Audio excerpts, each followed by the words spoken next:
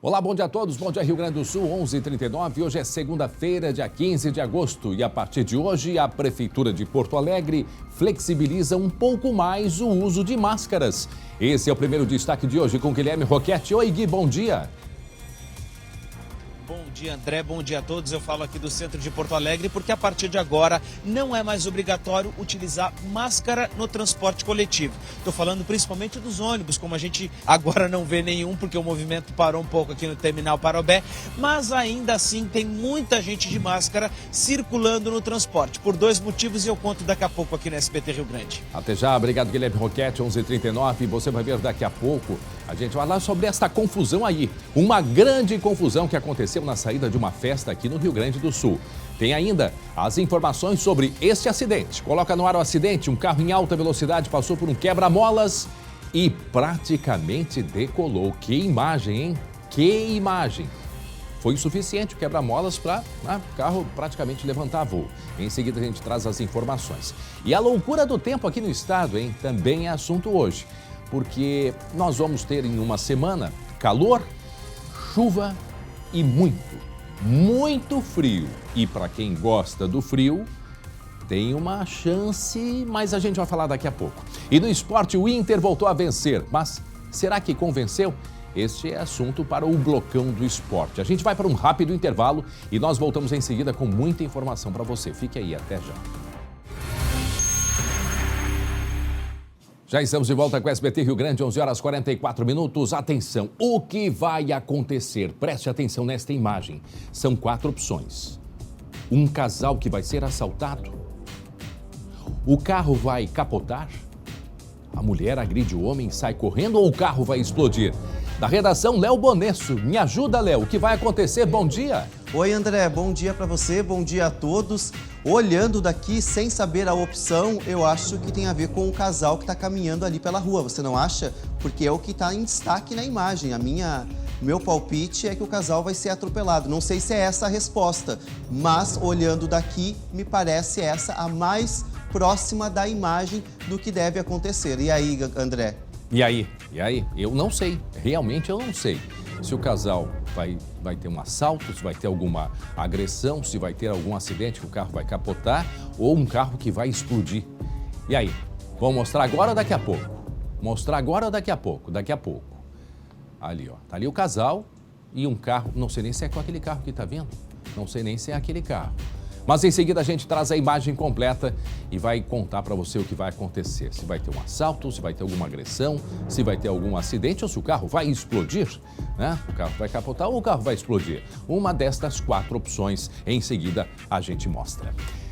Muito bem, agora eu quero atenção para você a estas imagens de uma briga generalizada. Aonde que a gente vai parar? Briga generalizada, mais uma. Todo final de semana tem uma briga, não é mesmo, Gui? Vou te dizer onde a gente vai parar agora, André. Em Santo Ângelo, lá no Parque da Fenamilho, onde aconteceu essa briga durante o show do MC Teteu. MC Teteu era o show. Desculpa. Essa briga, então, aconteceu no Parque da Fenamilho, lá em Santo Ângelo, durante o show desse rapper. Não tem informação exatamente do que gerou essa confusão, mas nessa imagem a gente pode ver um homem que estava caído no chão, já desacordado. A imagem é muito clara aí, André.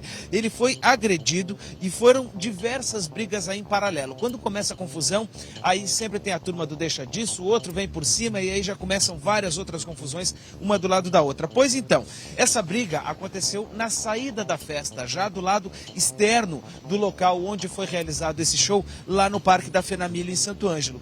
Só que aí, André, quando a Brigada Militar, que foi acionada, foi até o local, os policiais pegaram a viatura, se deslocaram, só que quando eles chegaram lá, obviamente, muita gente já tinha ido embora, né? Porque a briga é aquela coisa, Sim. Dá no momento, fechou o pau, um monte de gente se envolve, e aí depois todo mundo lá no pé de lá. Pois foi isso que aconteceu. muita gente já tinha ido embora e acabou não sendo registrada essa ocorrência. O fato é essa imagem aí que a gente está vendo, uma pessoa caída no chão depois de uma briga. Não, ali aquela agressão, aquele rapaz de azul ali sendo puxado pelo pescoço e depois percebam que alguém pega uma daquelas varas de sustentação ali do toldo, pega e vai parte para confusão. Geralmente é o que acontece nessas brigas que a gente mostra aqui. Aí eu pergunto, mas cadê a segurança dessas festas, se é que há segurança? Uma outra coisa que eu observo que tempos atrás tinha a turma do Deixa Disso. Hoje a turma do Deixa Disso ela está bem mais reduzida. Né? A turma do Deixa Disso, olha ali, a hora que eles tiram ali uma das sustentações do toldo e parte também para confusão. E a turma do Deixa Disso diminuiu e agora é a turma que entra na confusão, dá aquela batida, puxão e empurra e cai fora. Olha aquele rapaz ali de azul sendo puxado pelas costas. Aí nesses casos, muitas das brigas não dão em nada. Em compensação, em outras, podem terminar de uma gravidade muito grande, Guilherme Roquette. Para te dizer que agora é a turma do Vou Com Isso, né? Não é mais o Deixa Disso. Vocês devem estar ouvindo um barulho aqui, que eu estou aqui no centro de Porto Alegre e começou a chover bem forte agora nesse momento. A gente está aqui no Terminal Parobé. Vocês podem ver ali atrás, ó, que a situação a chuva apertou um pouquinho, por isso que quis fazer esse chamamento aí para vocês verem. Tu estava falando do tempo um pouco mais cedo e a situação agora é de chuva. Ela vem, para e daqui a pouco já dá uma parada rápida. Ó, parou já, inclusive. Foi só mostrar para vocês que estava chovendo. Agora, então, André, voltando a falar dessa questão da briga, fechando esse parênteses da chuva, como eu falei, esse caso aconteceu então lá em Santo Ângelo, no Parque da Fenamilho. Esse show que estava acontecendo no sábado de noite e depois que a brigada chegou, já não tinha mais ninguém por lá. 11h49, aí imagens de uma confusão, dessa vez em Santo Ângelo, mais uma confusão numa festa. Tem uma mulher ali que ela começa dando uma chuva. Põe ali no início. Eu não sei se ali é bem o início da confusão, mas ali aparece uma mulher, bem no cantinho, já dá um chute e o negócio já tá meio que espalhado. E aí todo mundo vai, olha o rapaz sendo puxado pelas costas, pelo pescoço, quer dizer, uma agressividade absurda, gente, absurda. E aí a gente faz essa pergunta, cadê as seguranças nestas horas, para levarem proteção? Realmente eu não sei nem sentir, às vezes não tem um número suficiente, E aí até a chegada da polícia, o pessoal vai embora. Isto quando não há pessoas que ficam gravemente feridas. Agora, são festas em que rola, infelizmente, a pessoa vai e bebe, ao invés de ir para se divertir, infelizmente sobe para a cabeça e o resultado é este. Mais uma confusão, portanto, depois de um show que teve de um rapper na cidade de Santo Ângelo, região das Missões. Isso aconteceu agora neste final de semana. Agora atenção para este flagrante de um adolescente que foi vítima de tentativa de homicídio em São Gabriel, na região central do estado. As imagens das câmeras de segurança mostram o momento em que este jovem é abordado no meio da rua. É o Léo Bonesso que tem as informações, não é mesmo, Léo? Exatamente, André. E tudo isso também no final de uma festa. Olha o perigo do que a gente está mostrando aqui no SBT Rio Grande. 2 casos muito semelhantes. Só que este foi uma tentativa de homicídio logo após a saída de uma festa. Começou com uma discussão. Na imagem é possível ver o momento em que um grupo de jovens inicia a discussão. Um dos suspeitos, André, saca uma arma e dispara contra o adolescente de 16 anos, que cai no chão. Segundo a Brigada Militar, a vítima foi atingida por 2 disparos na perna. Ele foi socorrido e encaminhado ao Hospital Santa Casa. O quadro de saúde é estável e não corre risco de morte. A Brigada Militar prendeu um dos suspeitos do crime. Ele foi conduzido à delegacia, onde prestou depoimento e foi liberado. A polícia instaurou um inquérito para investigar o caso. O motivo até agora, a suspeita, de acordo com o delegado do caso, André, é de que seja uma rixa entre jovens e tudo logo após uma festa. Olha o perigo. André, uma pessoa que atira contra um adolescente que poderia inclusive acertar outras pessoas que não tem nada a ver com a situação. Isso foi por volta das 5h40 da manhã da madrugada de domingo em São Gabriel, na região central do estado. Lembrando, Léo Bonesso, que essas brigas que a gente tem mostrado, e principalmente quando há agressões em que fica uma plateia assistindo, acompanhando, a polícia usa essas imagens para identificar quem estava ali, inclusive omissão de socorro em muitos dos casos, Léo. Exatamente, André, mas a imagem é muito impactante, que a gente consegue ver ali o adolescente de branco no momento em que ele recebe o disparo do outro jovem e logo depois cai no chão. A gente não tem toda a sequência, essa é a imagem que a polícia divulgou, mas é algo muito forte, né, André, que a gente está mostrando aqui. E mais um caso de festa, final de festa, em que acontece uma briga. Diferente de Santo Ângelo, que foi uma briga generalizada, aí é uma tentativa de homicídio. Ou seja, uma pessoa tentou matar a outra no meio da rua. Agora, rixa, aí eu fico pensando, o pessoal vai se divertir, vai pra festa, vai beber e leva junto uma arma, Léo? Exatamente, André, com esse intuito, já pensando, não pensando coisa boa no que vai acontecer, eu fico imaginando que tipo de jovem é esse que já sai armado, pensando no que vai fazer e justamente já ali atirando contra o outro. Nós estamos falando, André, de adolescentes. A gente não tem a idade de quem atirou, mas da vítima ela tem 16 anos. O que a polícia falou é que são adolescentes. Pois é, e essa é a preocupação. A gente tem falado e tem mostrado aqui na segunda-feira. Nós temos sempre, olha, é briga generalizada, né, Léo?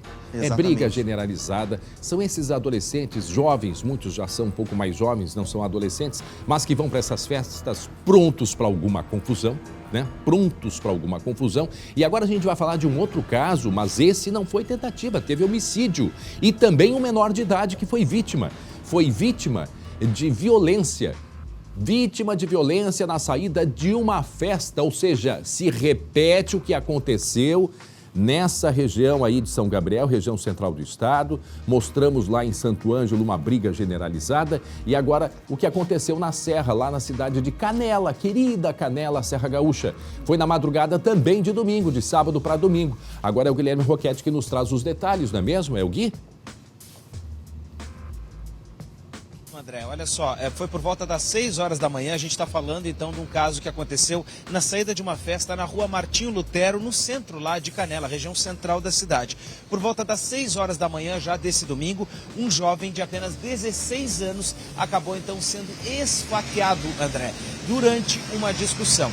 Ele foi socorrido, foi levado para atendimento médico no Hospital de Caridade lá de Canela, mas não resistiu aos ferimentos e acabou então morrendo depois, André, por volta das 10 da manhã.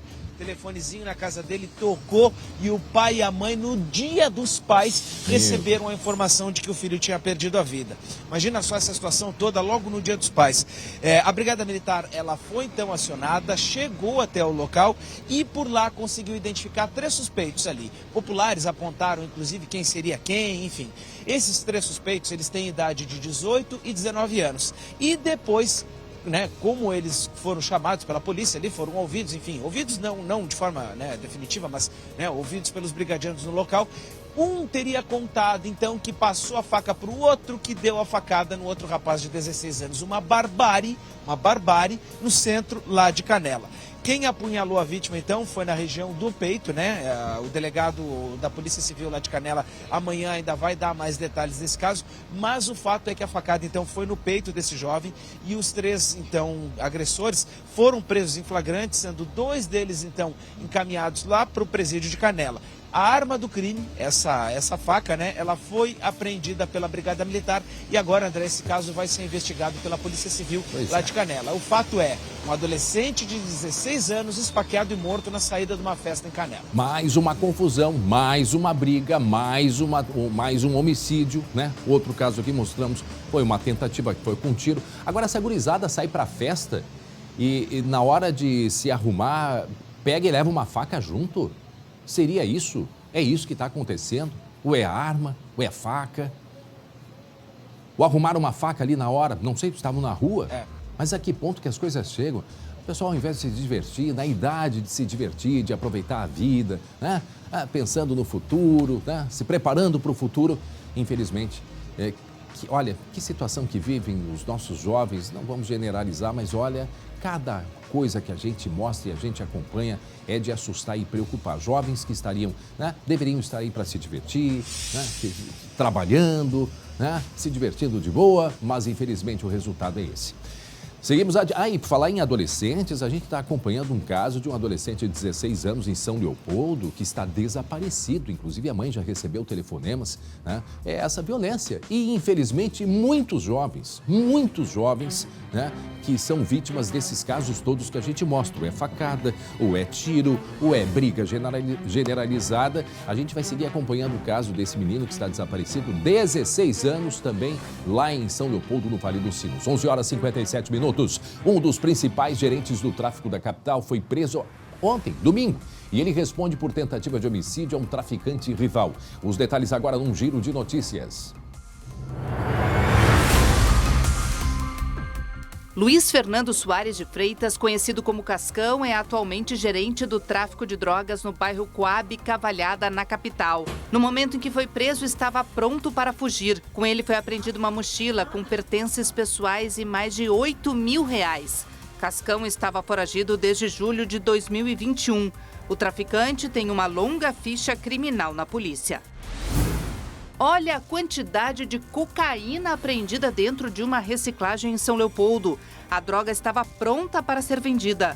No local, o traficante contava com um sistema de monitoramento para dificultar as ações da polícia. Um jovem de 22 anos foi preso em flagrante. Nem os bezerros de uma propriedade rural foram poupados no interior de Morro Redondo, no sul do estado. Eles foram roubados na sexta-feira por 3 homens que invadiram a residência. O gado foi recuperado no fim de semana.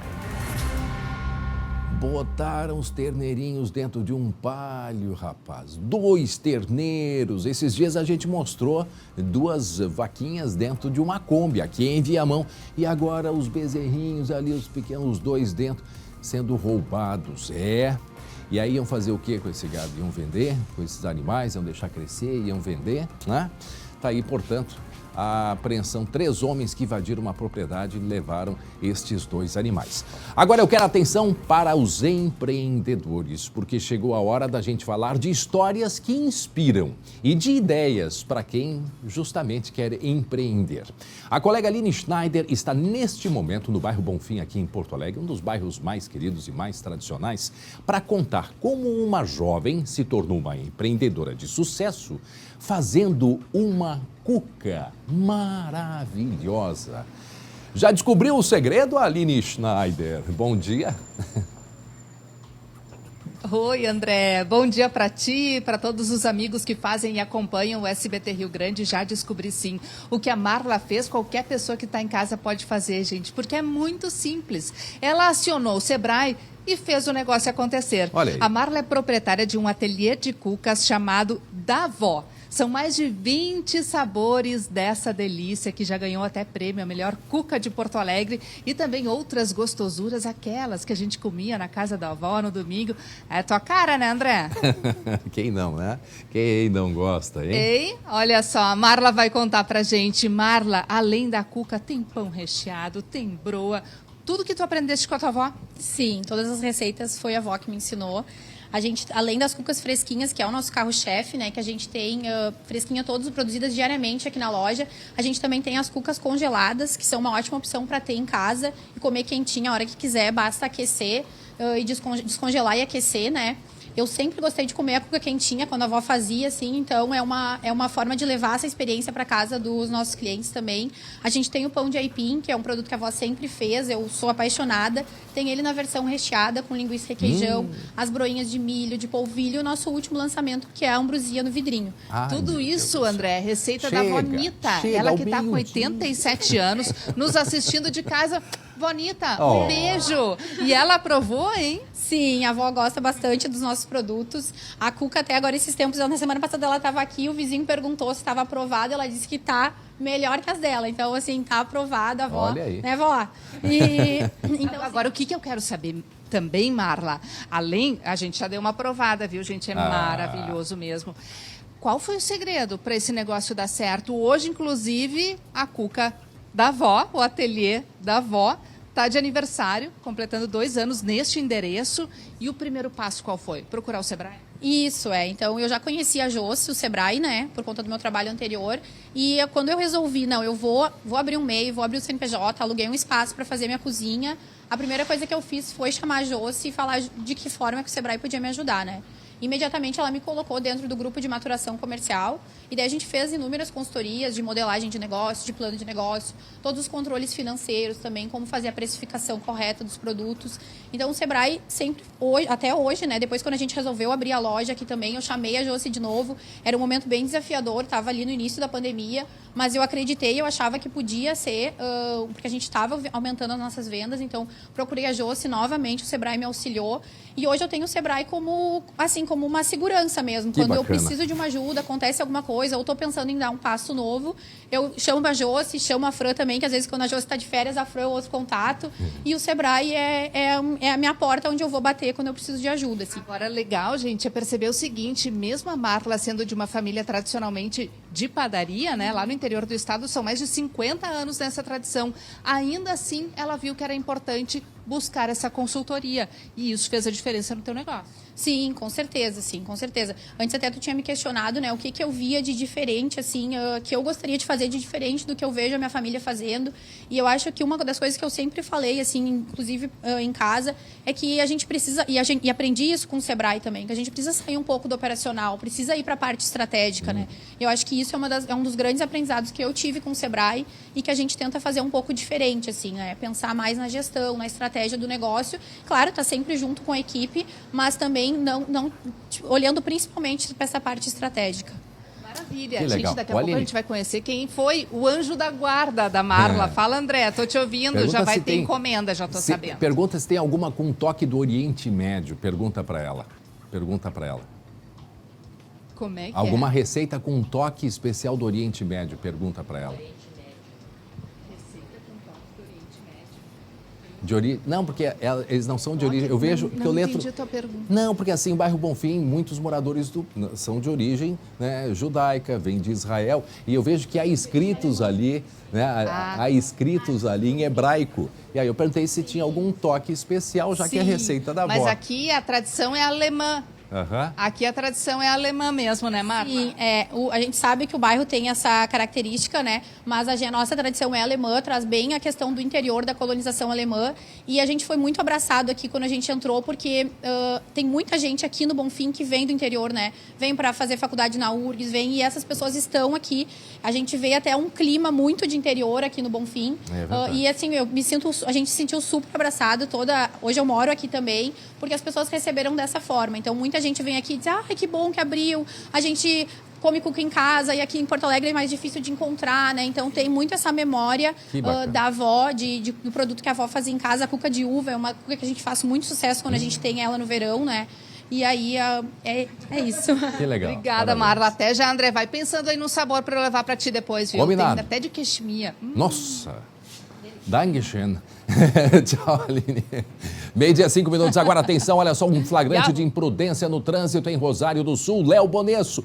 Que acidente, Léo. A imagem está na tela, impressionante. Olha quando o carro perde o controle, Nossa, André. levanta voo. Ele praticamente voa, né? Ele sai ali do chão, esse carro vermelho, como a gente está vendo. Câmeras de vídeo monitoramento flagraram esse acidente no centro de Rosário do Sul, na madrugada de sábado. Pelas imagens, a gente consegue ver o momento em que o veículo vermelho trafega em alta velocidade pela Avenida Coronel Sabino, sobe na rotatória, que fica em frente ao cemitério municipal, e perde o controle. Devido à velocidade, o carro chega a decolar e bate em frente a um poste poucos metros à frente. A Brigada Militar foi acionada para atender a ocorrência. Conforme a polícia, os ocupantes do veículo tiveram apenas ferimentos leves. Conforme algumas informações de pessoas que testemunharam o acidente, disseram que o motorista não fez o teste do bafômetro, se recusou. Mas alta velocidade, como a gente consegue ver na imagem, né, André? É impressionante. Olha como ficou o carro após a batida. Porque a imagem, a gente consegue ver o momento que ele perde o controle e praticamente bate no poste ali e sobe naquela rotatória no meio Léo, da avenida. Eu não sei se parecia que, eu não sei se tinha gente junto com ele, mas dá a impressão que o caroneiro bateu a cabeça no vidro, porque olha aqui o vidro quebrado, dá a sensação, né? Não sei se pode ser algum reflexo, mas que batida. E outra coisa, Léo, semana passada, acho que a gente mostrou aqui um acidente praticamente como esse. praticamente como esse. Também de uma pessoa que, né, se distraiu, olhou o celular ou não viu, enfim, também bateu no canteiro central, o carro praticamente levantou. A mesma situação. A mesma situação. Nesse caso aqui, é estranho não querer fazer o teste do bafômetro, né, Léo? Exatamente. E outra situação, né, André? A sorte que esse acidente foi de madrugada, por volta das 5 da manhã. Porque você imagina isso em um outro horário com mais movimento, o estrago que pode fazer. Ou seja, outras pessoas poderiam ser vítimas deste acidente. E que também é impressionante é que as duas pessoas que estavam no carro tiveram apenas ferimentos leves, porque a batida realmente... tinha duas pessoas então. Tinha duas pessoas. O motorista e mais um caroneiro. E que sorte que não tiveram ferimentos, só tiveram ferimentos leves, né? Porque poderiam ter ferido outras pessoas, Léo? Exatamente, porque a gente consegue ver depois as fotos depois de como ficou o carro, né, André? Completamente, como você disse, a frente ali toda estragada, né? No sentido ali de tão forte que foi o impacto, a batida. E outro que a gente mostrou, outro acidente, que foi praticamente a mesma situação. Ele bateu no meio-fio, no canteiro central, o carro voou. Aí, esse foi na semana passada, mas teve um outro que foi, Luciano, bem como esse. Bem como esse. A gente até já está procurando nos nossos arquivos. Aquele ali foi...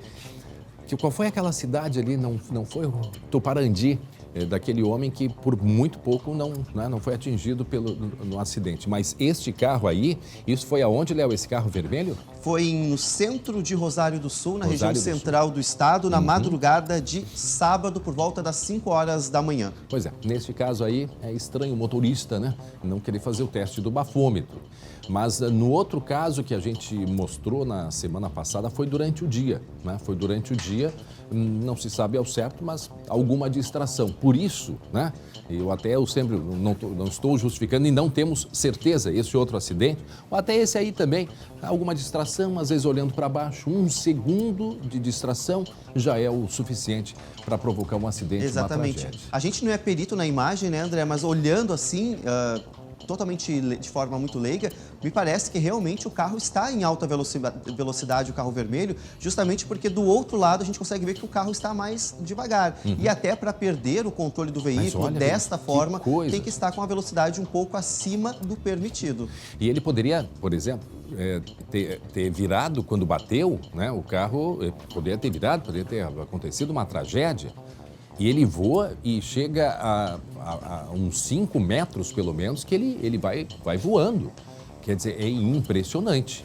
E é claro que um carro a 20, 30 por hora, não sabemos qual é a velocidade, daqui a pouco até estava na velocidade permitida, mas devagar não estava. É isso que eu digo, pode ser que estivesse na velocidade, né, autorizada, mas a 60 km por hora já pode provocar, olha, um acidente como esse, talvez 70 por hora que ele estivesse ali, mas a imagem impressiona. Aí, isso aconteceu, portanto, por volta de 5 da manhã, em Rosário do Sul. 12:10, olha só essa história aqui. Há cerca de um mês, a gente mostrou de um jovem de 16 anos que ele perdeu o cachorro durante um assalto. O animal, ele se assustou com os tiros, reagiu, e ao ver, né, o cuidador dele em perigo, esse rapaz, ele se colocava contra o assaltante e levou um tiro e morreu. E olha só, a partir disto, um ato de solidariedade está ajudando esse rapaz a superar o trauma de perder o grande amigo. Acompanhe esta história que aconteceu aqui em Canoas, na região metropolitana. Arthur e Zion passeavam tranquilamente pela Avenida Armando Fajardo, em Canoas, no dia 21 de julho, quando foram surpreendidos por um assaltante. A vítima tentou entregar o celular e é nesse momento que o cão avança no criminoso para defender o amigo. Arthur solta o telefone e tenta fugir com o cachorro, mas o assaltante atira no animal e foge. Zion foi levado para uma clínica veterinária, mas não resistiu. A minha rotina com ele era aquilo que eu estava fazendo na hora, né? De passear com ele, sair com ele em parque. Passava por ser quase sempre por ali, porque ali era, na minha cabeça era mais seguro, mas... Após ficar sabendo da história de Arthur e Zion, uma criadora de pitbull que mora aqui na região, deu de presente uma nova amiguinha, a Zara. Pamela cria cães da raça Pitbull há 2 anos. Para entregar a cachorrinha, foi preciso esperar o período de amamentação acabar. Eu estava bem ansioso para a chegada dela, eu queria que fosse mais rápido que desse. Apesar do carinho pela nova amiga de 4 patas, a lembrança de Zion, o amigo protetor, jamais será substituída. Para mim deixou muita saudade por conta que ele estava sempre comigo, né? Desde pequeno, desde filhote, ele estava ali sempre passeando, sempre cuidando dele, era eu que cuidava. Substituir, acho que não, porque querendo ou não, eles são da mesma raça, mas são diferentes, né? Eles vão ter comportamentos diferentes, mas com certeza vai preencher um lugar. Lembrando que o homem que matou o Zion durante o assalto, ele ainda não foi preso, não foi localizado. Tá aí a imagem, né, Léo Bonesso? Isto foi numa rua de Canoas. Ali o rapaz corria junto com o cão. Quando o homem se aproxima, o cão, né, se coloca, né, contra o assaltante e leva esse tiro. Tentaram socorrê-lo, mas não conseguiram. O assaltante foi embora, levou junto, acho que foi o celular, né? Levou Exatamente, o celular. Você foi no dia 21 de julho, André. Até a gente foi lá, nós mostramos toda a repercussão no bairro Igara. Essa é uma rua que liga 2 pontos de Canoas, né? E justamente também que liga ali a BR-116. E é uma região, teoricamente, um pouco nova, então tem poucas casas, então tem muito mato, o que, de certa forma, acabou ajudando ali o assaltante. Como você disse, ainda não foi pego. E os moradores dessa região já vinham alertando, tá aí a imagem agora durante o dia, pedindo mais segurança, mais câmeras. A câmera, né, infelizmente, ela ajuda na identificação, mas o criminoso ele não tem medo. O que precisa-se sim é ver bem se esse local que tem essa mata aí, se ele... Daí, ó, a gente vê que é um lugar de mata, que é um local que os próprios moradores dizem que os criminosos vão e se escondem, né? Isso que é importante saber o que mudou nesse local que fica no bairro Igara, aqui em Canoas, quando esse rapaz foi assaltado e, infelizmente, tirado a vida do cãozinho dele.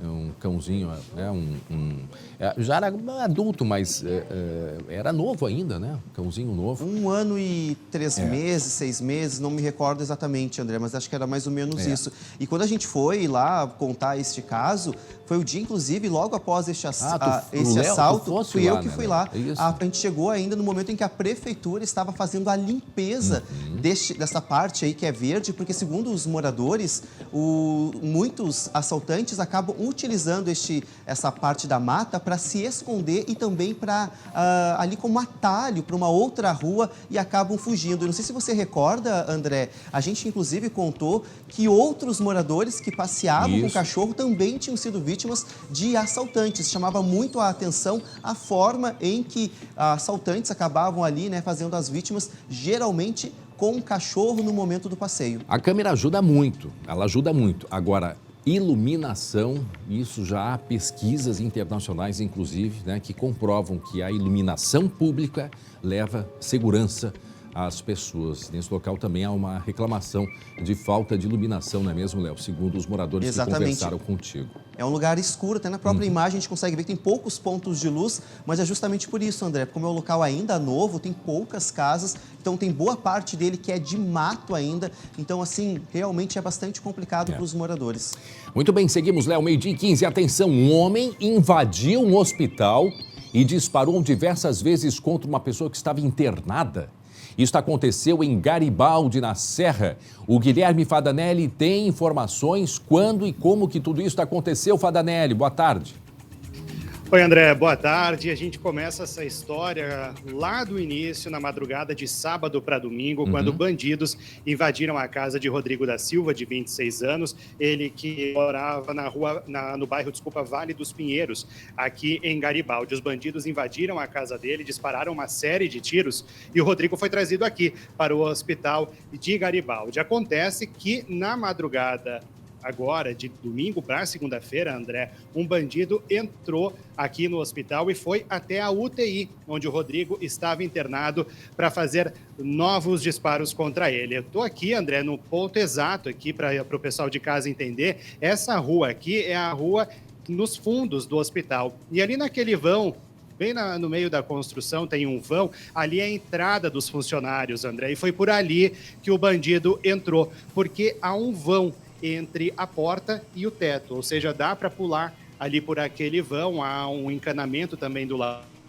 que provavelmente foi por onde esse bandido teve o apoio para então passar por cima da porta. E ali tem câmeras de segurança, André, mas essas câmeras elas estão viradas para a rua. Então, provavelmente, o momento exato em que o bandido pula a porta, as câmeras, a princípio, não devem ter pego. Agora, esse é um caso, André, que está chamando muita atenção aqui em Garibaldi, moradores com muito medo, porque nos últimos 40 dias já são 7 homicídios registrados aqui na cidade. O último foi esse aqui que vitimou o Rodrigo, que já tinha passagem pela polícia por diversos crimes, inclusive por tráfico de drogas. O delegado Clóvis, que responde pela delegacia aqui de Garibaldi, conversou com a nossa equipe hoje pela manhã. Vamos ouvir. São 7 homicídios aí, em torno de 40 dias, mas a ideia é de que sempre se busque autoria, motivações e que se busque principalmente quem está determinando a morte dessas pessoas aqui na cidade. Então, nós atribuímos, sim, esse crescente número de homicídios em Garibaldi à disputa territorial, basicamente é isso, entre grupos criminosos. Meio-dia e 17 minutos, estamos conversando com o nosso colega, estamos conversando com o Guilherme Fadanelli, direto da Serra, nos contando o que aconteceu em Garibaldi. Lembrando, Fadanelli, que desde o ano passado, pelo menos, né, a gente vem notando um crescente aumento da violência na região da Serra. Quando não é em Caxias, é Bento Gonçalves, é Garibaldi, aí a fala do delegado já dá uma linha de investigação. Lembrando do que aconteceu naquele caso da morte de na época era um agente penitenciário, né? Que fazia a transferência de um preso também para uma casa hospitalar lá de Caxias do Sul, que foi levado não lembro agora dos detalhes se era em Caxias mesmo ou não, mas enfim, já foram 7 homicídios só em Garibaldi, sem falar de outros casos que vêm acontecendo aí pela Serra, né, Fadanelli? Esses 7 homicídios, André, foram apenas nos últimos 40 dias. Nossa, é isso que chama a atenção aqui da polícia. Dias. Em todo o ano de 40 dias. E em todo o ano de 2022, foram 10 homicídios ao todo, já empatando com o número total do ano passado. E essa situação aqui, André, motivou inclusive a Prefeitura de Garibaldi a emitir uma nota dizendo que está preocupada com a situação, vai entrar em contato com a Secretaria Estadual da Segurança Pública para pedir reforço no efetivo aqui de Garibaldi, e agora à tarde o prefeito também deve ter uma reunião com o comando regional da Brigada Militar e também com o delegado regional de Polícia Civil para propor algumas alternativas para atacar mesmo essa situação de insegurança que vive aqui Garibaldi, os moradores muito assustados. A direção do hospital, André, disse que está cooperando com a polícia, mas que no momento não vai se pronunciar sobre esse assunto. E é claro, né, esse bandido que motivou então todo esse caos aqui no hospital, né, que acabou vitimando o Rodrigo da Silva, ele fugiu, André, por uma das janelas aqui do hospital, no segundo andar. Ele invadiu vários quartos, segundo testemunhas, até encontrar uma janela que tivesse acesso para a rua. Ele fugiu e agora, então, a polícia está focada na identificação desse homem, que pode ser a chave aí, André, para esses demais homicídios dos últimos dias aqui do município da Serra. Agora, percebam a ousadia. Quer dizer, se invade uma casa, né, uma casa de saúde, porque queriam encontrar e tirar a vida especificamente daquela pessoa, e assim fizeram. Casos como esse já aconteceram em outras regiões, no Vale dos Sinos. Em São Leopoldo mostramos um rapaz, já faz alguns 4 anos talvez, em São Leopoldo, que estava, e o rapaz não tinha nada a ver com nada, tinha dito para o pai que estava com medo, também por essa faixa de idade. Jovem, trabalhador, estava no hospital em São Leopoldo e disse para o pai que estava com medo porque sabia que perto havia, né, um que estava sendo, né, que era alvo de criminosos. E entraram e mataram este rapaz, mataram porque se enganaram.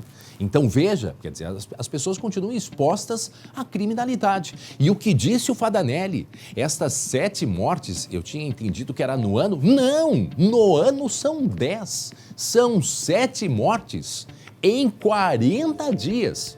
E isto para a polícia está muito claro, né, Fadanelli? Exatamente. E sabe, André, que hoje o delegado também estava explicando que de 2017 a 2019 eles fizeram uma força-tarefa aqui na cidade e acabaram chegando ao mandante de uma série de crimes que ocorreram naquele período. Essas ordens partiam de dentro de um presídio. Sim. Agora, depois de um tempinho, a situação acalmou e agora voltou uma disputa bem forte por pontos do tráfico aqui em Garibaldi. Lembrando, né, que Garibaldi fica aqui na beira da BR-470, tem uma ligação direta ali para a capital, também para a região de Caxias do Sul, ou seja, é um ponto que, segundo a polícia, os traficantes consideram também importante, né, para o tráfico de drogas nessa região entre a Serra e a região metropolitana de Porto Alegre. E quando se fala em região metropolitana, a primeira é o Vale dos Sinos, logo ali, né, descendo a serra, pega ali São Sebastião do Caí, Portão, São Leopoldo, já está no Vale dos Sinos. Obrigado, Fadanelli, que em seguida volta, mas falando sobre um outro assunto. Ele vai falar em seguida sobre o frio. E chance de quê ainda essa semana, Fadanelli? Neve que deve chegar aqui na Serra. Tá ventando bastante aqui em Garibaldi, viu, André? Daqui a pouco a gente fala mais, mas a chuva tá chegando por aqui. Tem um senhor aí, tem dois senhores que aparecem com manga curta passando por trás de ti, quer dizer, a temperatura, por enquanto, está alta, mas até o final da semana... Daqui a pouquinho, Mas até o final da semana o tempo vai mudar. Já são duas frentes frias essa semana, né? São duas frentes frias. E por isso a mudança no tempo, mas daqui a pouco o Fadanelli vai detalhar para a gente. Portanto, chance de neve aqui, né, no Rio Grande do Sul, Santa Catarina e Paraná. Muito frio aí nos próximos dias. Em seguida, a gente vai trazer os detalhes. 12h, 22 minutos. Em seguida, tem o Blocão do Esporte com Matheus Schenck e convidados para falar e muito da derrota do Grêmio e da vitória do Inter ontem, não é mesmo? Matheus Schenck entra em campo. Boa tarde, Matheus. Oi, André, tudo bem? Boa tarde para todo mundo, boa tarde para ti também. Pois é, né? Um final de semana distinto, tanto para Grêmio quanto para Inter, sentimentos bastante opostos, né? A gente começa nessa chamadinha falando do Internacional, que fez 3-0 no Fluminense. André, meu amigo, 3-0 no Fluminense com sobras. Nem de perto parecia aquele time que acabou eliminado pelo Melgar, né? 3-0, teve ainda gol anulado, gol polêmico anulado, né? Será que estava impedido o alemão no lance do gol anulado? Eu vou discutir daqui a pouquinho com o Marcinho Black tudo sobre o Internacional. A gente vai ouvir também a palavra do Mano Menezes, que falou que a confiança nunca esteve baixa, mesmo após a eliminação para o time peruano em casa. Será que não estava baixa a confiança depois de perder para o Melgar, André? Pois é. Então, e também a gente vai falar de Grêmio, André. Nossa, o sábado à noite do gremista André Har, meu amigo. Não foi nada bom. O Grêmio perdeu por 2-0 para o CRB, que está ali na 9ª posição da tabela do Campeonato Brasileiro da 2ª Divisão. O CRB venceu com 2 gols de goleiro, André. 2 gols de pênalti do goleirão, Diogo Silva. Olha aí. E eu te digo uma coisa. O CRB teve um jogador expulso ainda no primeiro tempo, mas quem criou chance para fazer gol foi o CRB, não foi o Grêmio. Eu vou discutir com o César Fabres, que vai participar com a gente também do Blocão do Esporte, o que deu errado nessa noite lá em Maceió, no sábado à noite, dolorido para o torcedor gremista, André Har. Mas você tem uma ideia do que aconteceu ou são muitas as possibilidades? Olha, eu te diria que o Grêmio foi lá para passear em Maceió, né? Vai fazer igual eu em fevereiro do ano que vem, passear em Maceió. Jogar bola que é bom. Eu vou discutir com o César daqui a pouquinho todas as possibilidades do que rolou nessa noite gremista, tá legal? Obrigado. Até já, a partir da 1 da tarde, o Blocão do Esporte aqui no SBT. Esse é o Matheus Schenck. 12h, 25 minutos. E atenção, um carro com 8 pessoas, isso mesmo, 8 pessoas colidiu em uma árvore. Aqui da Avenida Sertório, zona norte de Porto Alegre, foi na noite de ontem. E, infelizmente, 2 pessoas perderam a vida. Tem outras informações com o Guilherme Roquette, que esteve por lá.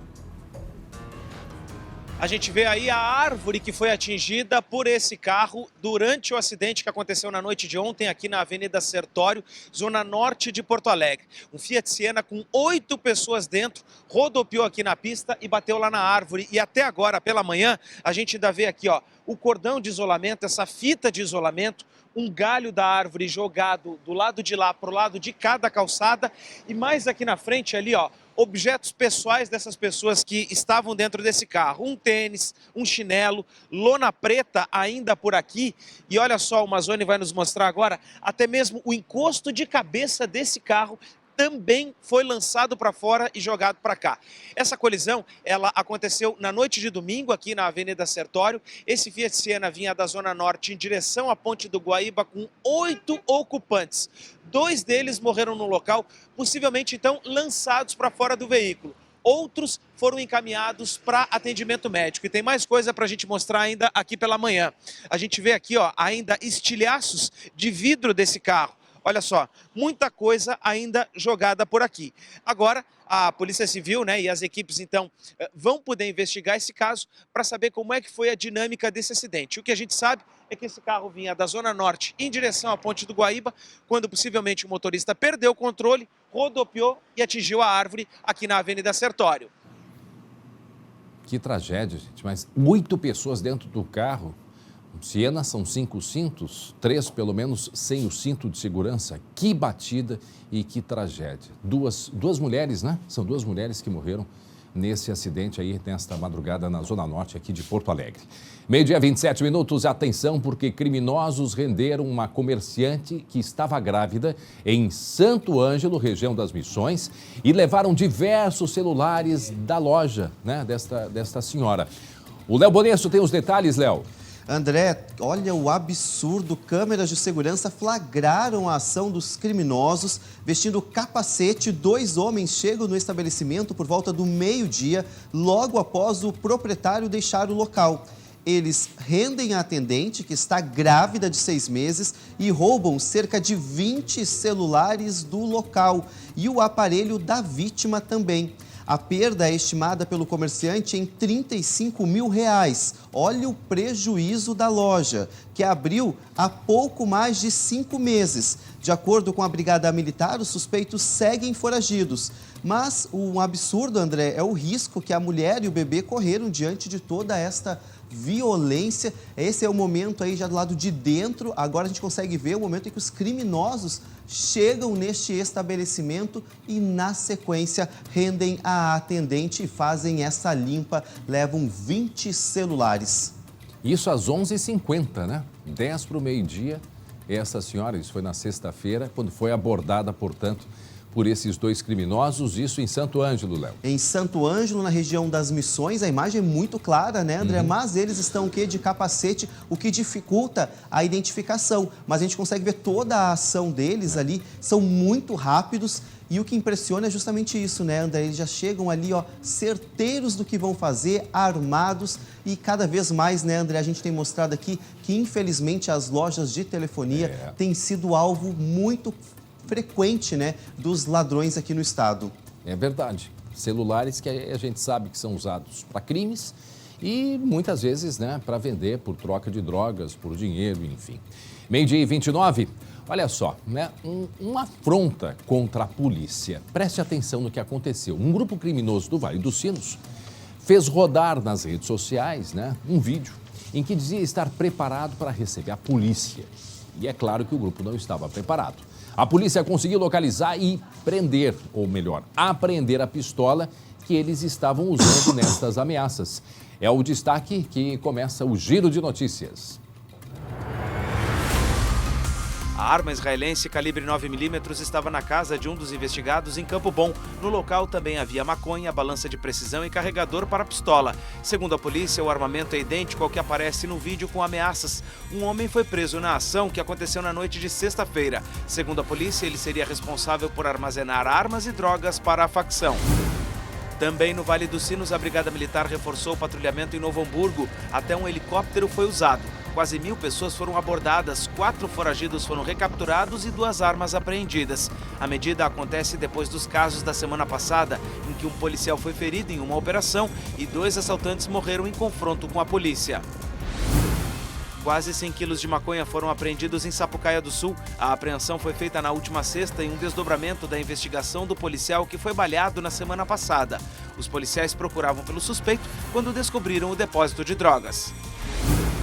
Outro depósito de drogas foi descoberto em Bom Retiro do Sul, município com 12 mil habitantes no Vale do Taquari. 2 quilos de maconha, porções de crack e cocaína estavam em residências de 2 bairros da cidade. A droga seria de uma facção criminosa da região.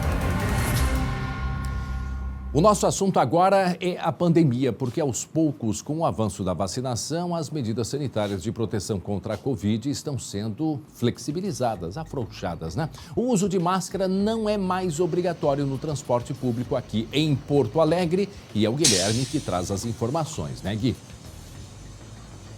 Exatamente, André. A gente está aqui até desde um pouco antes do SBT Rio Grande começar para poder mostrar um pouco como é que está a circulação aqui nos ônibus. Ó.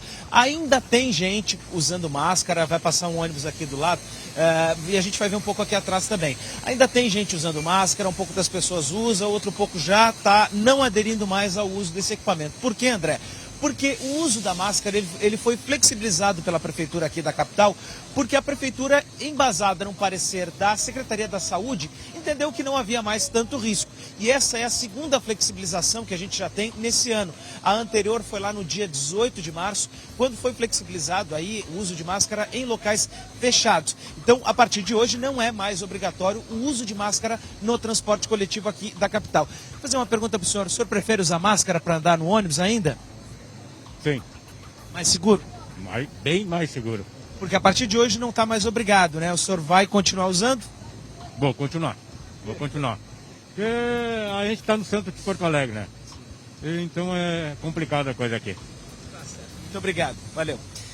Rapaz, também pode dizer o que tu acha? Tu acha que é melhor usar máscara no ônibus ou já pode andar sem? O que tu acha? Dentro do ônibus eu acredito que ainda seja bastante usual ainda, porque na rua tem o vento circulando, mas dentro do ônibus ainda alguns andam com vidro fechado e tudo mais por causa da chuva. Então pode ter gente com não sintomático dentro do ônibus e ainda acho bem necessário usar. Muito bom, falou bem, muito obrigado. Então, André, o pessoal ainda deve continuar utilizando e foi mais ou menos isso que a gente encontrou por aqui. Um pouco das pessoas que estavam utilizando, que eu conversei pela manhã, até nem sabia que tinha essa determinação, ou melhor, essa liberação de ser facultativo o uso. A partir de agora, recomendado. Outra recomendação também a respeito do uso de máscara, André, no próprio ônibus ou nos espaços públicos, são para pessoas que estão fazendo algum tratamento, imunossuprimidos, especialmente aquele paciente oncológico, né, que ele exige um pouquinho mais de atenção. E o que a gente viu, quando a gente vê, por exemplo, o pessoal na fila aqui, ainda é 60% usando máscara, né, e 40% ainda sem, ou fica com a máscara na mão, depois vai colocar quando vai entrar no coletivo. Então, ainda é uma recomendação, né, ainda é para o bem coletivo, né, o pessoal que se sentir mais confortável pode continuar usando máscara. E tem uma outra informação ainda, André, a respeito da questão da pandemia, que é a questão da vacinação. Porque a partir de hoje está liberada a quarta dose, no caso a segunda, de reforço para pessoas com 33 anos ou mais. E a Prefeitura estuda para essa semana liberar essa quarta dose para quem tem de 18 a 32 com comorbidade. Então, deve ter mais um avanço aí na questão da vacinação. A partir de hoje, 33 anos ou mais podem tomar a quarta dose, André. Veja só, eu lembro que no dia 16 de março de 2020, quando foram tomadas as primeiras iniciativas de fechamento aqui no Rio Grande do Sul, foi dia 16 de março, amanhã é dia 16, hoje é 15, né? Hoje é 15, ou seja, 2 anos e 5 meses. Quem diria que a gente ia viver tudo isso que a gente vem vivendo? É importante que muitas pessoas continuem usando e, de preferência, corretamente. Eu vi uma pessoa ali com a máscara, mas usando embaixo, né, o nariz de fora. Mas isso é importante, sim, tá? Para que se controle, para as pessoas que se sentem mais seguros. E, por favor, né, que as pessoas respeitem quem assim desejar, né, que o uso de máscara protege, porque estará protegendo, inclusive, as pessoas que não curtem muito. Então, né, que seja bem isso. Usa quem acha que deve usar, que use de preferência, né, corretamente, e assim a gente vai se afastando cada vez mais desta pandemia em que me dou conta aí 2 anos e 5 meses. Que coisa. Mas que bom que a vacina está, né, caminhando, está andando. E é importante que as pessoas, para que a gente mantenha-se sem o uso, a obrigatoriedade do uso de máscaras, que as pessoas também olhem para o calendário e se vacinem. Lembrando que o uso de máscaras só é obrigatório em hospitais, correto? E também em postos de saúde, né, nos locais aí. Estabelecimentos de saúde, consultório dentário, consultório médico, clínicas, todos esses locais ainda permanece a obrigatoriedade da máscara. Tá certo, obrigado, Gui. Esse é o Guilherme Roquete. E atenção, porque 2 garotos menores de idade foram baleados na noite de ontem aqui na Zona Sul de Porto Alegre, Léo Bonesso. Exatamente, André. A imagem tá aí, violência na capital. Foi na noite de ontem, este carro do vídeo passou por alguns pontos da Zona Sul de Porto Alegre, efetuando, André, disparos de arma de fogo contra quem estava nas ruas. A princípio, balearam 2 garotos menor de idade na rua Arapei, no bairro Cristal, que estariam sentados na frente de casa. Aí, André, na sequência, eles foram até a rua Mariano de Matos e atiraram em mais um grupo de jovens. Relatos também que esse grupo efetuou disparos na rua 27, na Vila Cruzeiro. Mas não aleatório? se sabe exatamente, André, ainda não se sabe o motivo de que... Por que eles saíram atirando contra as pessoas na rua? A gente não tem essa informação ainda, mas a imagem é assustadora, André. Pois é, mas pelo que eu entendi é aleatório. Vocês viram ali o tiro partindo da parte da frente do carro? Ó, vamos devagar ali, ó, vamos segurar ali, ó. Aí, ó, olha aí a imagem. Olha a imagem do tiro, ou seja, era o caroneiro. Não se sabe se era aleatório ou não. Isso está sendo investigado, eu imagino que sim, deve ter sido feito boletim de ocorrência, até porque precisaram atender essas pessoas em hospitais, mas não se sabe se era aleatório ou não, mas era só o que faltava isso também. Quer dizer, você sentado na frente de casa ali, se divertindo e passando o carro e atirando, Léo. Exatamente, muito preocupante. Nós estamos falando, André, de um carro que partiu atirando em pelo menos 3 pontos diferentes de Porto Alegre, todos na Zona Sul. O primeiro foi no bairro Cristal, depois na Vila Cruzeiro e também na rua Mariano de Matos, que fica no bairro Santa Teresa. Ou seja, são lugares não muito perto, mas também não são tão longes assim. Mas, Léo, peraí, só um pouquinho. Independente da situação, qualquer violência, obviamente, somos contra. Agora, isso vai ser investigado. Mas se confirmar isso, o carro circulando por bairros de Porto Alegre, aleatoriamente, vê pessoas ali na frente da calçada e sair dando tiro? E viram que o tiro, ele foi... apontaram para baixo, né? Tanto é que pegou no pé de um deles, correto? Exatamente, André. 2 menores de idade ali foram atingidos pelos disparos. Mas não foram tiros... a gente vê que um corre e que o outro sai com o pé ali, ó. Foi no pé o tiro, gente. Mas era só o que faltava, Léo. Mas era só o que faltava.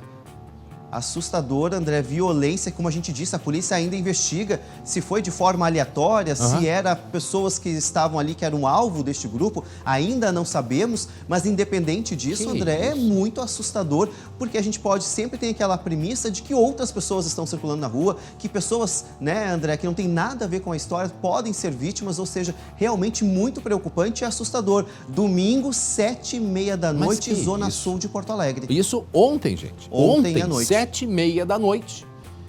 Esses 2 que foram atingidos e agora a polícia certamente a procura para ver se estavam na mira ou não, que mesmo assim, óbvio, não justifica e já é uma violência por si só e colocando em risco a vida de outras pessoas, mas é o que se a polícia vai investigar se eles eram alvo ou se o carro circulava aleatoriamente aguardando, né, o momento de atirar contra as pessoas.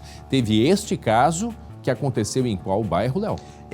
No bairro Cristal, André. Depois tivemos um outro que aconteceu no bairro Santa Teresa, na rua Mariano de Matos, e um terceiro relato que aconteceu na Vila Cruzeiro, que daí não se tem aí a confirmação desse terceiro. É apenas relatos de moradores que disseram que também aconteceu na Vila Cruzeiro. Tá, e algum... nesse um foi atingido, correto? 2 foram atingidos, 2 menores de idade, que é essa imagem aí que nós estamos vendo, André, no bairro Cristal. E nos outros 2 bairros foram os tiros, né? Não acertaram ninguém. Não chegaram a acertar, mas também eram jovens, o alvo do atirador do carro. Muito bem.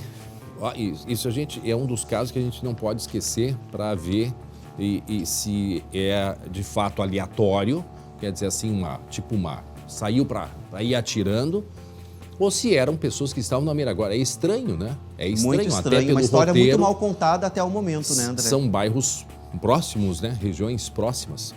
Mas aí a gente vai trazendo de acordo com a investigação. Agora, faltando 20 minutos para 1h da tarde, o nosso assunto é o Festival de Cinema de Gramado. Gramado, famosa pela paisagem europeia e as atrações turísticas, está ainda mais convidativa. Isto porque até o próximo sábado, dia 20, a cidade respira os ares de um dos mais importantes festivais de cinema do país.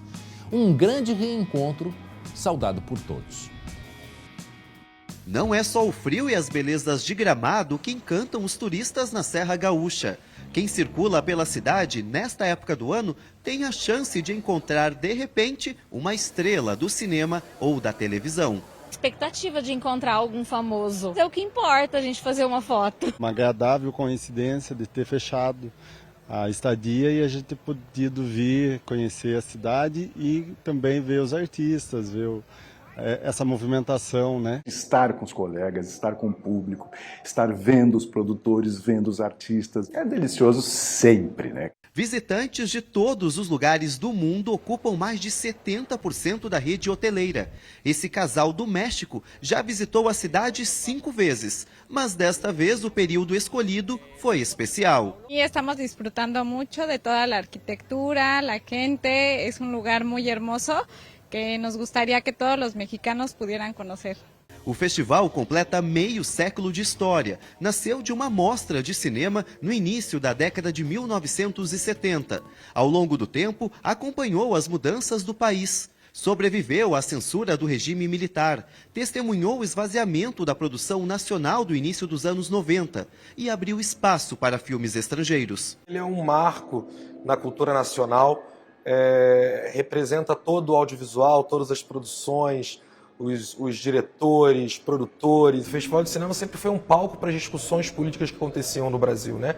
O Tapete Vermelho é o espaço favorito dos turistas. Por aqui passam os grandes nomes do cinema brasileiro. E essa edição é um verdadeiro reencontro do público com os astros. O festival voltou a ser presencial depois de 2 anos de restrições impostas pela pandemia. Hoje nós não realizamos mais um festival de cinema, e sim um festival de conteúdo audiovisual. E chegamos aos 50 anos valorizando todo este passado, mas também olhando para o futuro. Até o dia 20 de agosto, serão exibidas 55 produções em 6 categorias. Só na mostra competitiva, são 13 longas nacionais e estrangeiros. Deus tem um plano para a sua vida.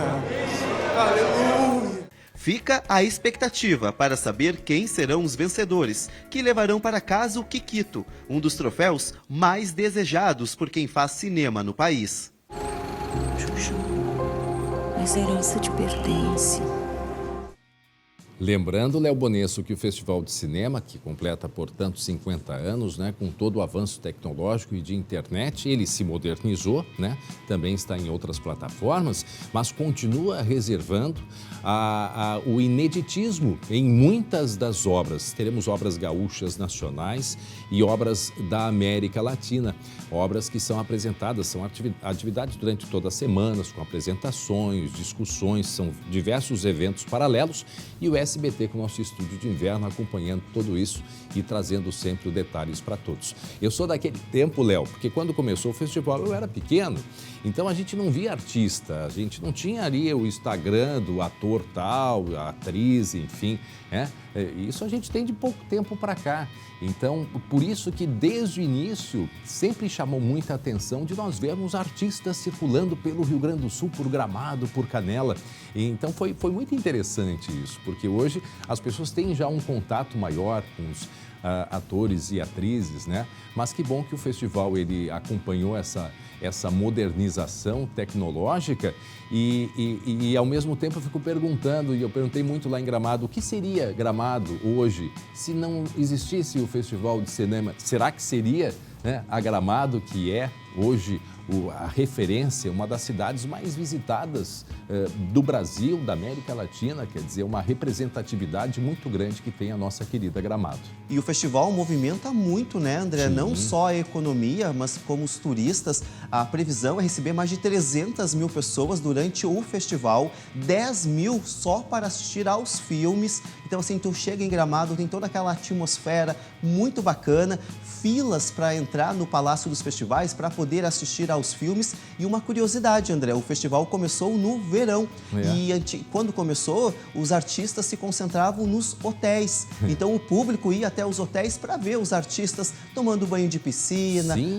Ali, né? O Serra Azul ali. Exatamente. Então começou no verão e daí, a partir deste momento, o Gramado se tornou essa grande referência do cinema nacional, que é o prêmio mais cobiçado, mais desejado por quem faz cinema no país. E a visão dessas pessoas, um festival que teria começado, não foi bem festival, foi numa mostra em Porto Alegre, e aí resolveram levar para Gramado e resolveram quem?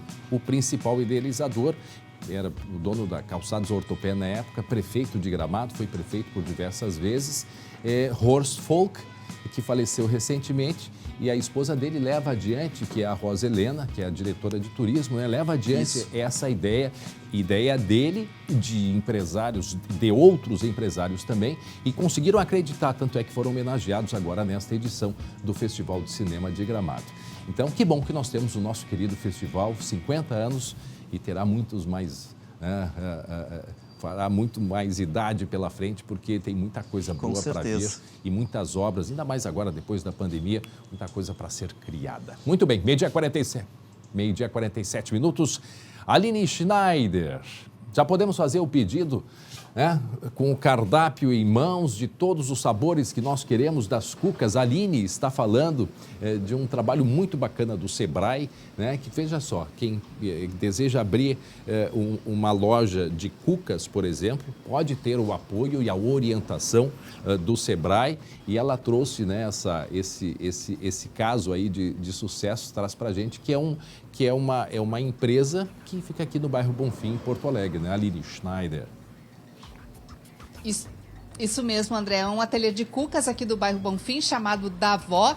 A anjo da guarda da Marla é a Josiane, que é do Sebrae, consultora de projetos, e queremos saber dela. Qualquer pessoa que tem uma ideia na cabeça, não faz nem ideia por onde começar, é para essa pessoa que o Sebrae funciona? Josi, boa tarde. Boa tarde. Exatamente, também é para essa pessoa, né? Então, o Sebrae é para aquela pessoa que tem uma ideia de negócio e que busca uma orientação, busca uma ajuda para poder tirar a ideia da cabeça, né, e começar o planejamento. Mas também para aquele empreendedor que já está na sua jornada, já tem a sua empresa e que busca ou aprimorar ou, enfim, fazer qualquer alteração no seu negócio. A gente também está aqui à disposição para auxiliar nessa trajetória. Quem deseja iniciar nesse mundo do empreendedorismo, mas ainda é funcionário, bom é continuar na carteira assinada por enquanto. Isso, a gente indica que, claro, sempre tenha um bom planejamento e que possa analisar, né, qual é o momento de fazer essa virada, né? Em que momento eu vou estar pronto para conseguir efetivamente viver só do meu negócio. Então, assim, o planejamento ele é fundamental para essa tomada de decisão. O negócio tem quanto tempo para começar a dar resultado? Olha, uma estimativa aí, depende, claro, né, do negócio, Aline, mas a gente indica aí que 1 ano e meio, muitas vezes até 2 anos, dependendo do investimento, né, que o empresário faz na sua empresa. André, cuca de tomate seco com gorgonzola ou de bergamota, coco com doce de leite, me manda no WhatsApp aí a tua encomenda que eu levo para vocês. Olha, aí na TV, sebraeprati.com.br, acessa lá ou aponta o telefone para o QR Code para vocês saberem mais sobre esse projeto. E assim como a Josi ajudou a Marla, pode ajudar você que está em casa também. Pois é, só que ela não pode nos ajudar, não. Então é o seguinte, com tantas ofertas e tantas dúvidas, uma amostra de cada uma, tá bom, Aline? Tchau, Aline Schneider. Ah, tá bom. São 20 sabores. Eu vou ver o que eu consigo aqui. Ah, mandou escolher agora. Tchau, Aline. Esse aí, que legal o trabalho do Sebrae. Que bacana. Meio-dia, 49 minutos. A semana começou com calor. Agora a temperatura de 20 graus. Final de semana, né? Teve temperaturas altas também. E agora a previsão de chuva e depois da chuva, frio. Vamos até a Serra. Guilherme Fada Neve, como chama o Glauco Paza. Será que teremos neve, hein, Vadanelli? Olha, tem uma expectativa, viu, André? Mas essa vai ser uma semana bem louca na previsão do tempo, viu? A gente começa hoje já com chuva em algumas regiões do estado. Aqui em Garibaldi, onde eu estou, olha só, o céu Nublado ainda, temperatura de 24 graus nesse momento, mas bastante vento, ou seja, a chuva que deve estar chegando aqui à Serra já nas próximas horas. Essa chuva, André, ela deve seguir amanhã em algumas regiões do estado e depois o tempo limpa de novo. Quarta-feira ainda deve ter temperaturas altas no Rio Grande do Sul e aí vem a segunda massa de ar frio trazendo chuva, aí sim do fim da tarde de quarta, início da noite, e essa chuva vai se espalhar pelo estado na quinta-feira. É essa chuva, André, que vai preceder o frio intenso aqui no nosso estado, já a partir de quinta, mais intenso ainda na sexta e no sábado. As temperaturas, André, por exemplo, nos campos de cima da serra, os nossos parceiros da Metsu Meteorologia revelaram que em alguns municípios a sensação térmica pode chegar a menos 15 nos pontos mais altos dos campos de cima da serra. E aí todo mundo está falando de neve, né, André? Todo mundo quer saber se vem neve. O pessoal da Metsu disse o seguinte: há sim uma previsão de neve, até porque a temperatura vai estar realmente muito baixa, vai ter uma umidade no oceano com um ciclone trazendo umidade para o continente, mas para ter uma certeza mesmo, só ali entre terça e quarta-feira nos prognósticos mais atualizados para a gente saber se realmente vai cair neve. Agora, uma coisa é certa, viu, André? O pessoal da Metsu garante que o frio que vai chegar ao estado na segunda metade dessa semana vai ser mais intenso do que aquele frio de maio que a gente teve, inclusive com alguns episódios de neve pontuais nos pontos mais altos aqui da serra. Ou seja, tem chance, André. E agora assim, tendo neve ou não, a certeza é que teremos frio.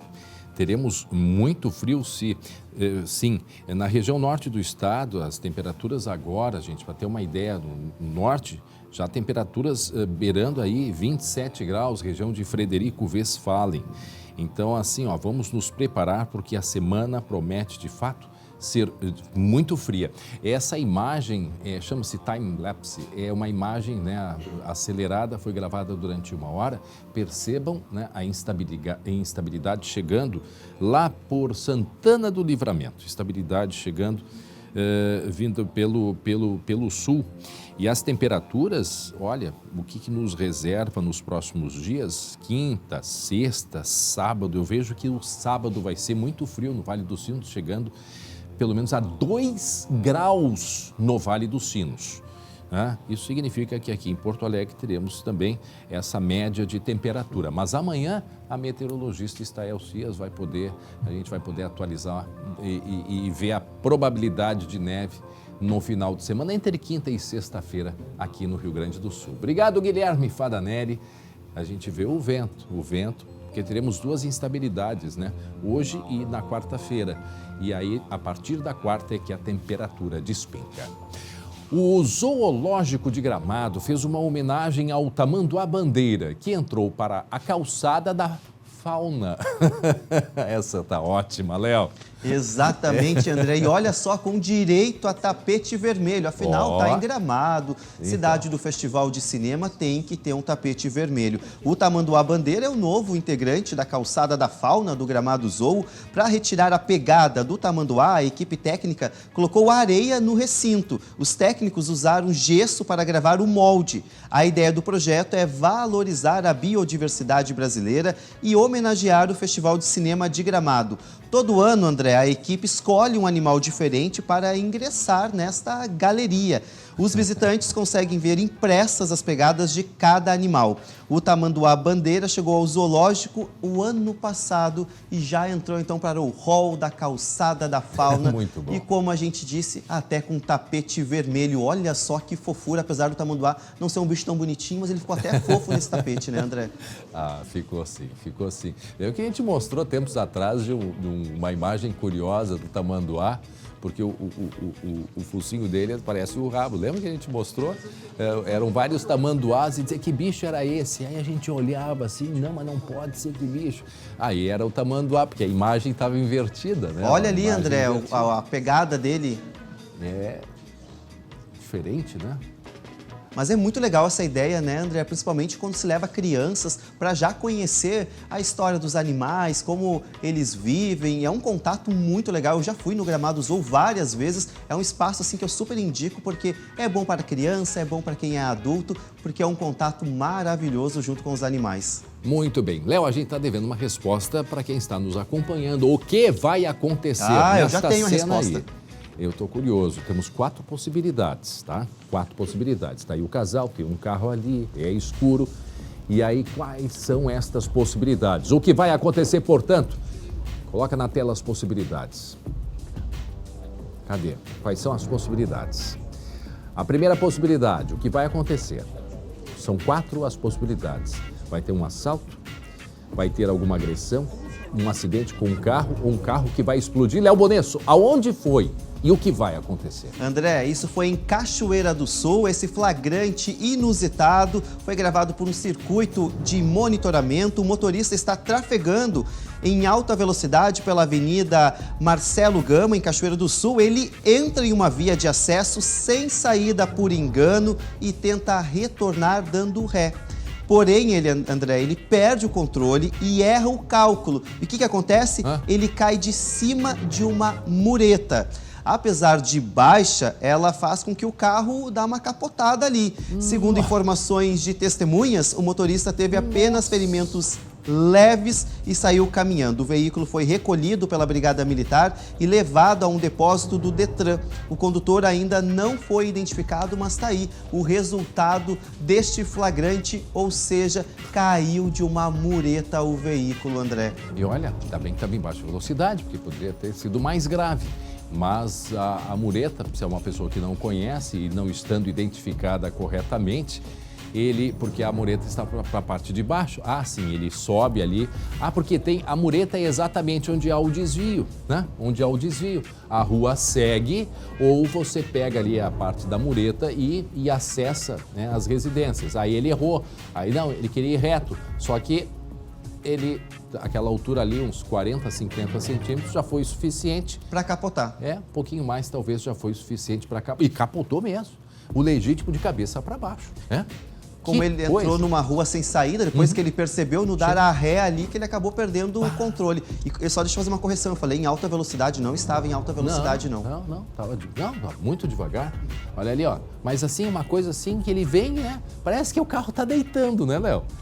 De tão devagar. Olha ali, ó. Vem ali. Imagina o André, susto sabe que no interior tem muito um termo quando acontece isso, né? Sabe qual é? Que rateada. Rateou, coitado, que susto. Coitado. Ainda bem que teve só ferimentos leves. O cara ainda tem um prejuízo, quase esse acidente, aí tu diz que ele rateou, coitado desse rapaz aí. Valeu. Tá aí, portanto, que aconteceu. Cachoeira do Sul, né, Léo? Isso, Cachoeira do Sul, na região central do estado.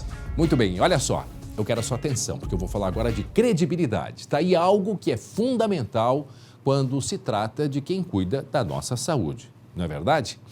A IBCM tem a confiança que você busca para um plano de saúde. Sabia que a IBCM tem mais de 90 anos de atuação cuidando da saúde das famílias gaúchas e com alto índice de satisfação? Com a IBCM, você tem à disposição diversas especialidades médicas, além de odontologia. E sabe o que mais? Terapias físio e fonoaudiologia. E para ficar ainda mais tranquilo, com a IBCM, você não paga taxas de consultas e exames. Pois é, simples assim. Você não é pego de surpresa. É o valor da mensalidade e pronto. Não deixe sua saúde para depois. Ligue 0800 647 5511 ou chame no WhatsApp que está aparecendo aqui na tela. Porque a IBCM vai atender você com toda a atenção. Garanto.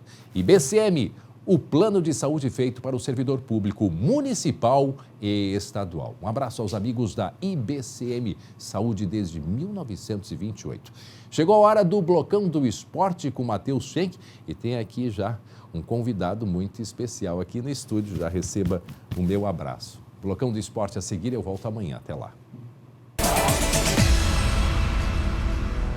Esporte SBT. Oferecimento MrJack.bet. Palpite certeiro, saque instantâneo. Acesse MrJack.bet e desafie-se. Muito bem, vamos lá então para o Blocão do Esporte, sempre no apoio do MrJack.bet. A minha, a tua casa de apostas. Eu conto também com a tua participação. Josué, meu querido, bota a frase aí com o número de telefone para você mandar o seu recado. Você faz o blocão com a gente. Liga, aliás, liga não, né? Manda mensagem. Ligar é coisa meio ultrapassada já. Marcinho Black, ligar é coisa do passado, né? muito do todo mundo passado. manda mensagem, né? Aliás, derrota no Internacional é coisa do passado também. Verdade. Ficou pra trás. Boa ligação essa, né? Ficou pra trás o revés contra a equipe do Melgar. Marcinho, eu já quero a tua opinião. O Inter fez as pazes com o torcedor com esse 3-0 ou tá cedo pra dizer isso? Tá cedo. Não vamos aliviar tanto assim. Acho que tá cedo. Foi um bom recomeço, na verdade, entre aspas, o Internacional, a retomada aí das vitórias contra um grande clube, um grande adversário, que é o Fluminense. Agora o torcedor fica com uma pulga atrás da orelha, pensando por que na quinta-feira não fizeram a mesma coisa. Por quê? Essa é a pergunta de R$1 milhão, né? Então, Por quê? Por quê? Olha só, pessoal, quando puder, já bota os melhores momentos, porque eu quero destacar um negócio. O Marcinho, foi 3-0 e essa vai ser a única chegada do Fluminense com perigo em todo o jogo.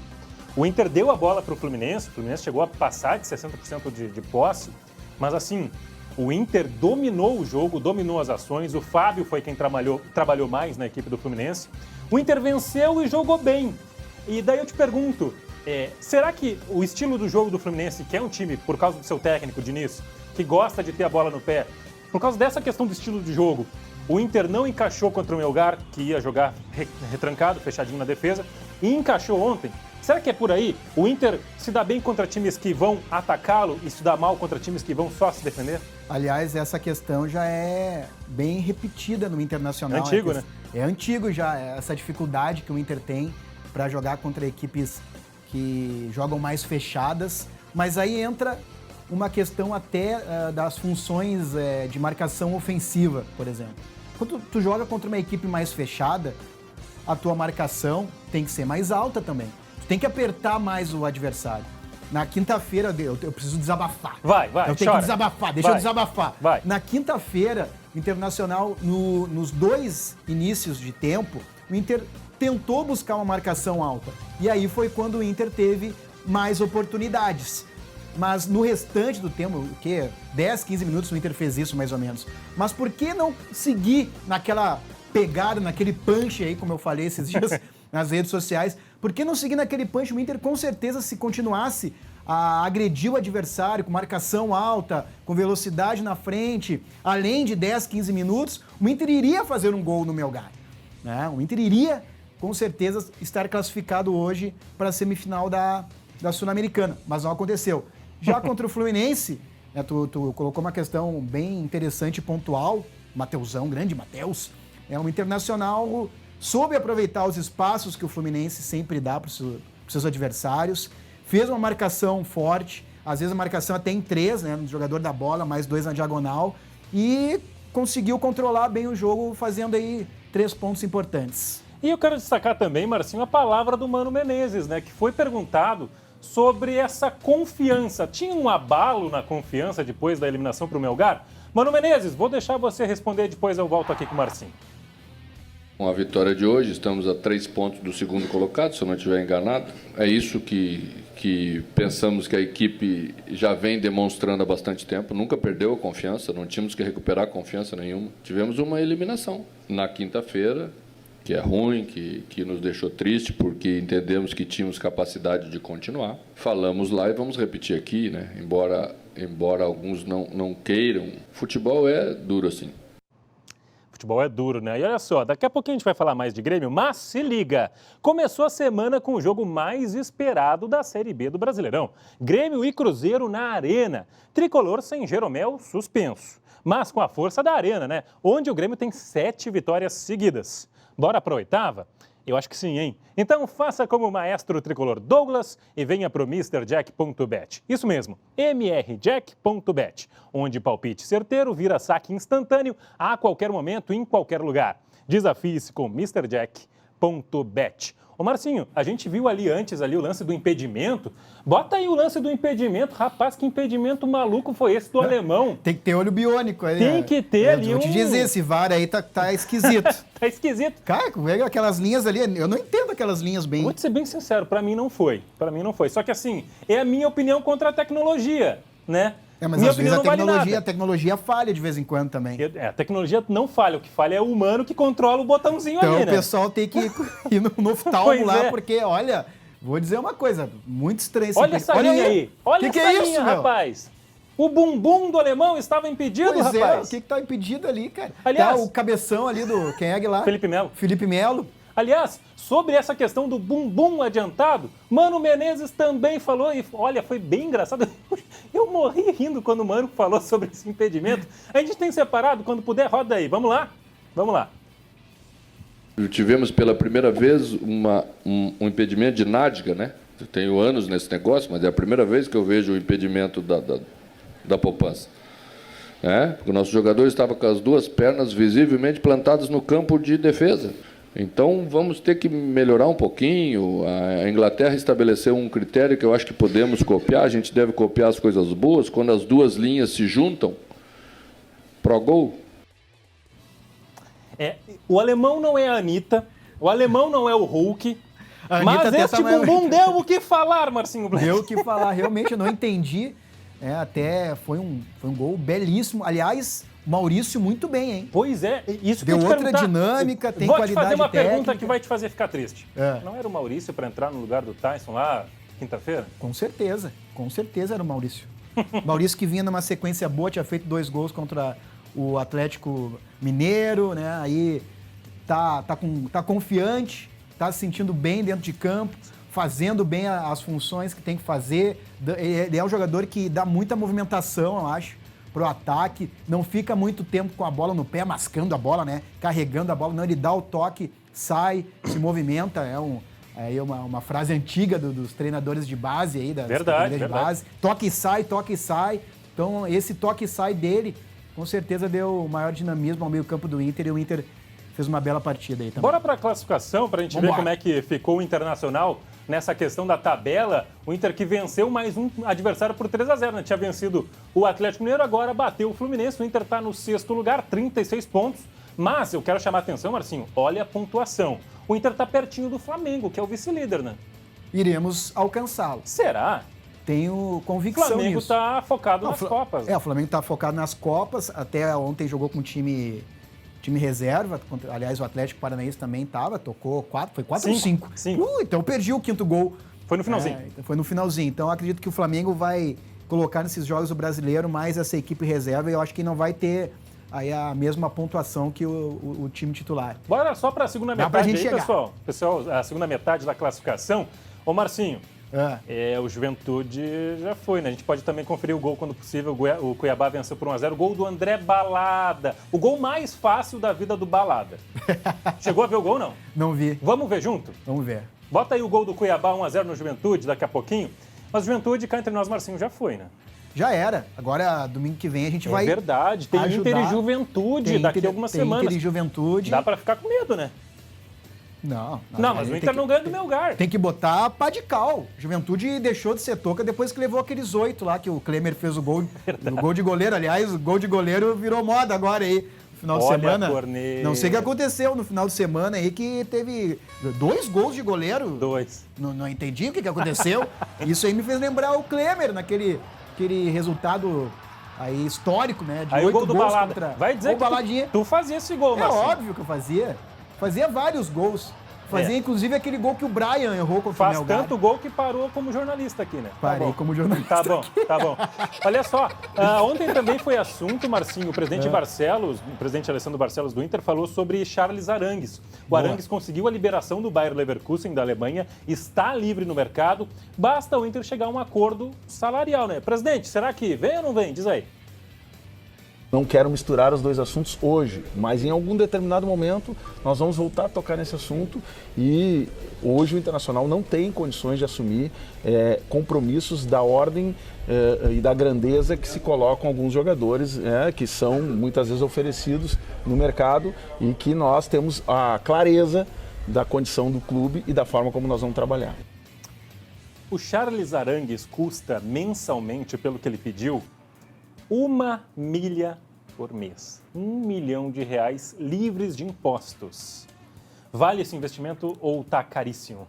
É caro, obviamente que é um valor caríssimo, É um valor muito alto aí, até pela questão do Internacional estar passando por um momento complicado financeiro, mas a gente sabe também que o Edenilson pode estar saindo.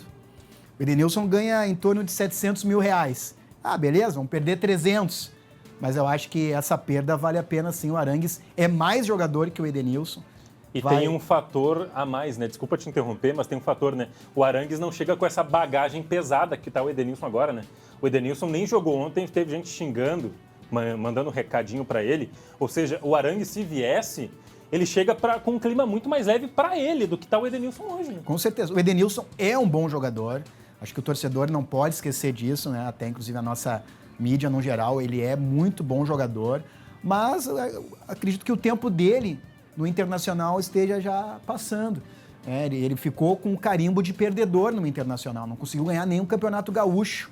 Ele, inclusive, chegou antes, ele chegou depois do Inter ter ganho a Recopa Gaúcha, que foi o último título ele que o Inter chega em 2017, né? E o Inter, acho que... O Inter ganhou a Recopa em 16, se não me falha a memória. Foi 16, contra o São José dos Pênaltis. Foi em fevereiro. Que é o jogo da despedida do D'Alessandro. Exatamente. Então, quer dizer, ele não tá com um clima muito bom, a torcida foi para cima dele realmente contra o Melgar. E até vai fazer bem. Foi justo isso, desculpa, foi justo pegar ele para Cristo. Acho que o torcedor é passional, ele pode tudo, na verdade, principalmente pós-resultado. Pode tudo, calma. Não precisa também destruir o estádio e querer bater em jogador, xingar a família lá do Vitão, como fizeram, mas eu acho que vaiar o jogador pós um resultado ruim, acho que ele tem todo o direito.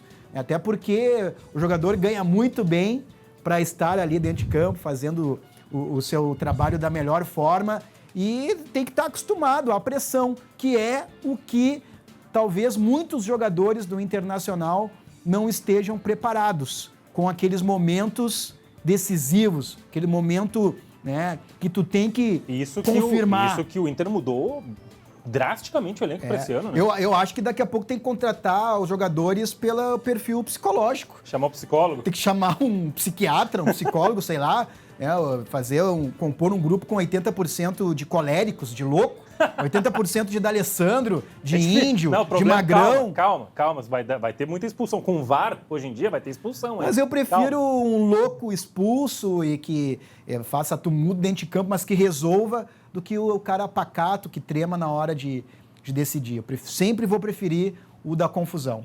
Olha só, Marcinho, agora a gente vai falar de Grêmio.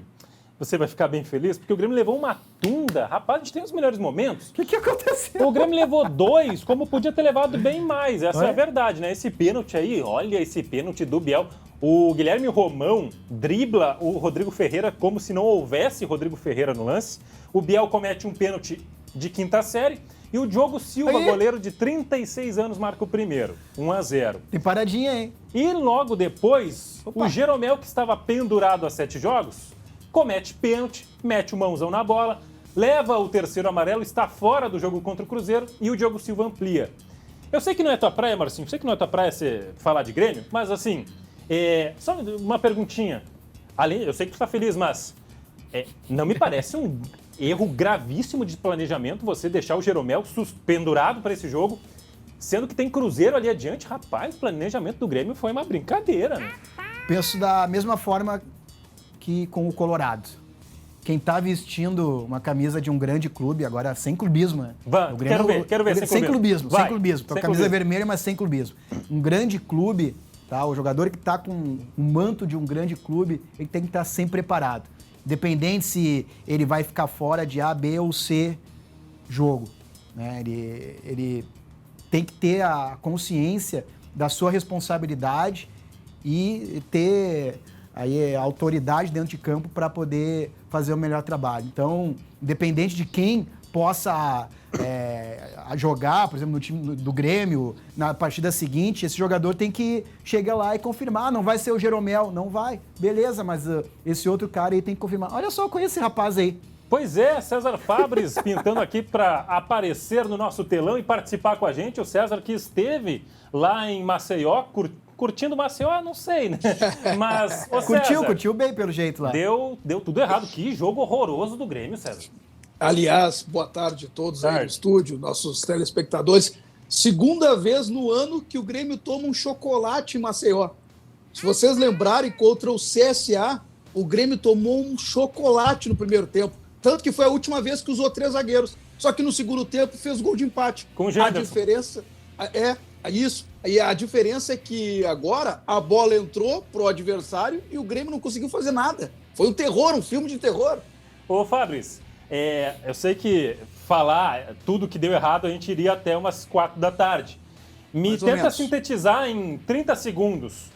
Por que o Grêmio jogou tão pouco lá em Maceió? Tava quente. O calor.